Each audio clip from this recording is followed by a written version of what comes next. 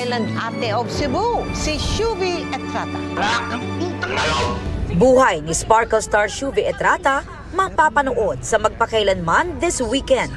Umaasa raw si Shuvi na ma-inspire ang viewers sa kanyang humble beginnings sa Bantayan Island sa Cebu. Gayon din ang pagiging breadwinner niya bilang panganay sa 9 na magkakapatid. Maraming sugat na mabubuksan ulit po, Miss Obs, na kailangan kong harapin for the show. Pero at the same time, alam ko po na maraming nagbibigay po ito ng inspirasyon sa maraming tao.